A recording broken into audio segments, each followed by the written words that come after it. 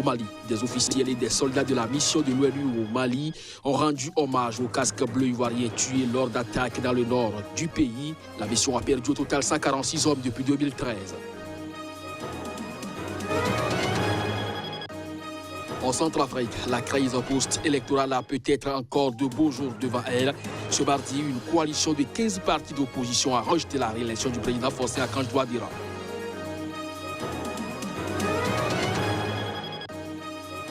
Les émeutes en Tunisie se poursuivent malgré l'appel au calme du président. De légers troubles ont eu lieu dans la soirée à État d'Amen, quartier populaire de la périphérie de Tunis.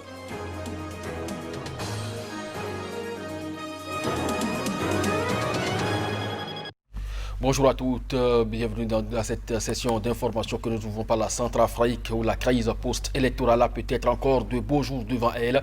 Ce mardi, une coalition de 15 partis d'opposition a rejeté la réélection du président Faustin Archange Touadéra. La victoire du chef de l'État sortant a été confirmée ce lundi par la Cour constitutionnelle. Reportage. Le chef de l'État centrafricain Faustin Archange Touadéra a été réélu avec 53,16% des voix et une participation de 35,25% selon les résultats proclamés par la Cour constitutionnelle du pays. La coalition de l'opposition démocratique ne reconnaît pas la réélection de Touadéra, déclaré vainqueur avec seulement 17% du corps électoral et dénonce d'innombrables fraudes et irrégularités. Les élections groupées du 27 décembre 2020 ne sont qu'une mascarade et ne reflètent nullement l'expression de la volonté du peuple centrafricain, ajoute-t-elle. Les candidats d'opposition avaient déposé plusieurs recours auprès de la Cour constitutionnelle pour contester les résultats. Cette dernière a bien annulé ou redressé les résultats de certains bureaux de vote pour des irrégularités, mais a jugé lundi que compte tenu de l'ampleur de l'écart des voix, leur impact n'a pas pu inverser les résultats. La Cour a également rejeté plusieurs recours au motif que le requérant n'avait produit aucune preuve irréfutable.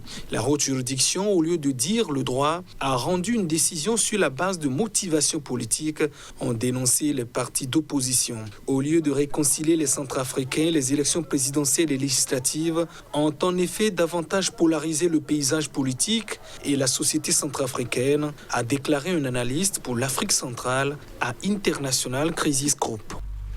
Des officiels et des soldats de la mission de l'ONU au Mali, MINUSMA, ont rendu hommage aux casques bleus ivoiriens tués lors d'attaques dans le nord du pays. La mission de l'ONU au Mali a perdu 146 de ses membres en raison d'actes hostiles depuis son déploiement en 2013. C'est la mission la plus meurtrière de l'ONU dans le monde. Je vous propose ici la réaction du secrétaire général adjoint aux opérations de maintien de la paix. Nous sommes les partenaires jusqu'au bout, comme en témoigne cette cérémonie émouvante aujourd'hui où nous avons rendu hommage à 4 de nos casques bleus qui sont morts dans le cadre d'une attaque aux explosifs improvisés. Aujourd'hui, ce qui compte, c'est de mettre à profit cette phase nouvelle caractérisée par la transition, je dirais même par cette phase nouvelle de la transition, puisque maintenant les institutions de la transition sont en place, pour engager la mise en œuvre de tout ce qui est prévu. Aujourd'hui, c'est ça pour lequel nous allons nous mobiliser. Et le sacrifice de nos collègues aujourd'hui, parce que la MINUSMA, comme la population civile, comme les forces armées maliennes, comme les forces de sécurité, comme les forces partenaires, Barkhane et le G5, payent un prix lourd, bien entendu. Mais ce sacrifice, il nous incite à faire davantage, il nous incite à mobiliser encore plus notre énergie.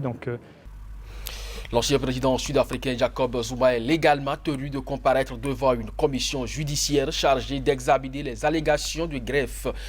Pendant son mandat, a affirmé la professeure en droit Kathleen Powell.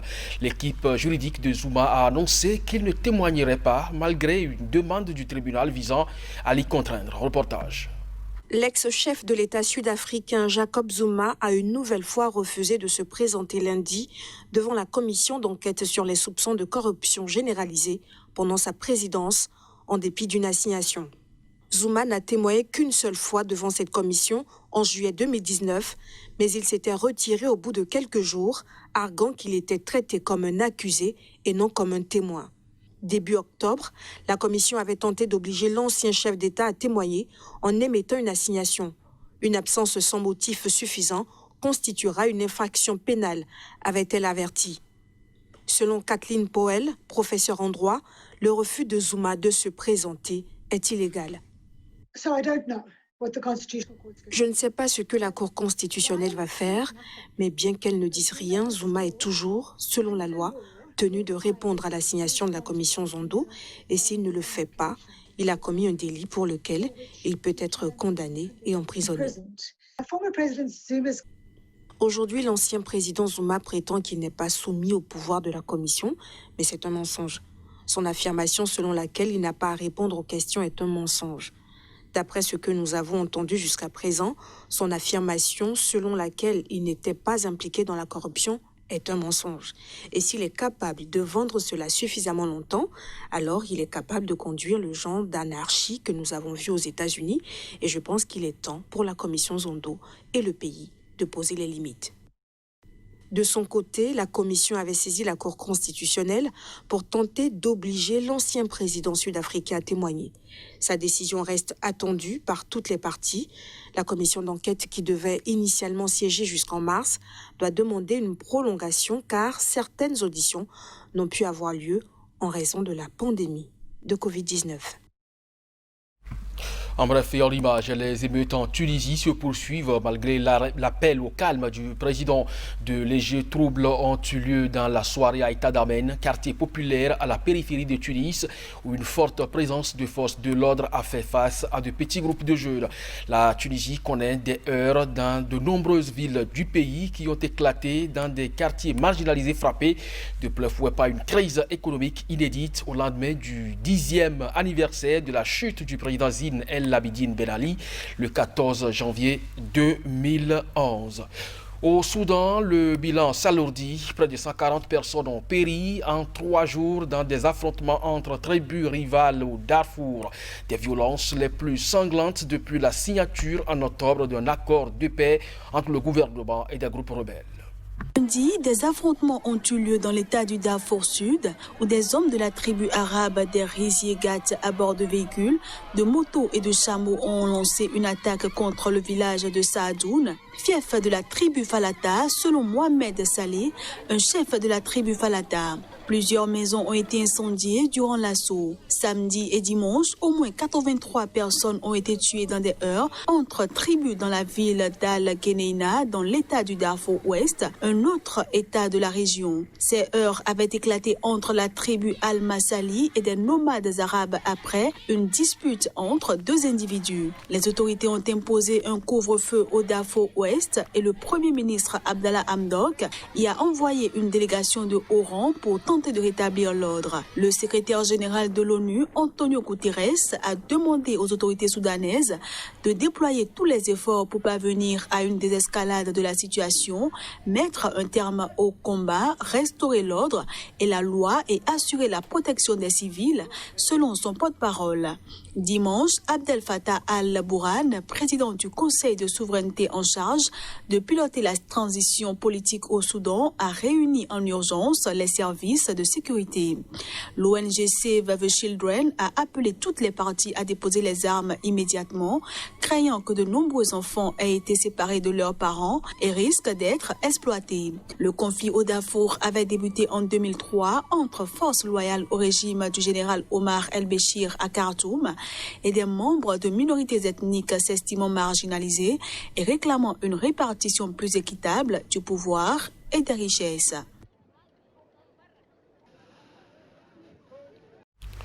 Le Malawi met en place de nouvelles mesures pour lutter contre la pandémie de coronavirus. Le port du masque est désormais obligatoire dans l'espace public.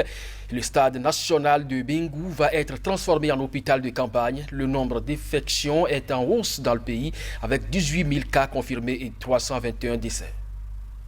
La toute première série de restrictions pour lutter contre l'épidémie de Covid-19 est entrée en vigueur lundi au Malawi. où les cas flambent, a annoncé le chef de l'État, passant outre une décision judiciaire ayant interdit jusque-là tout confinement. À l'inverse des autres pays du continent, la vie quotidienne n'a pas connu de changement dans ce pays d'Afrique australe depuis qu'en avril, la haute cour du pays, qui fait office notamment de juge constitutionnel, a bloqué une décision de confinement prise par le gouvernement. Les magistrats avaient estimé insuffisantes les mesures prises pour compenser la perte des moyens d'existence de la population de ce pays. Mais après plusieurs mois durant lesquels le niveau d'infection est resté relativement faible, le Malawi, comme de nombreux autres pays africains, fait face à une flambée de nombre de cas de Covid-19.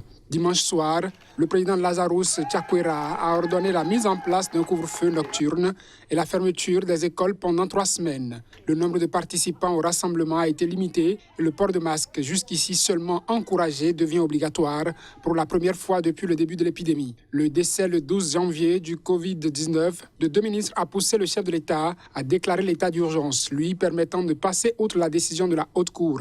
Jusqu'ici, le Malawi a enregistré seulement 12 470 cas, dont 314 décès pour une population de plus de 18 millions de personnes. Mais plus de 40% de ces cas ont été détectés durant le seul mois de janvier, avec un record dimanche de 685 cas en 24 heures. Ce sera donc tout pour cette édition. Merci de nous avoir suivis. Bonne journée en compagnie de nos programmes.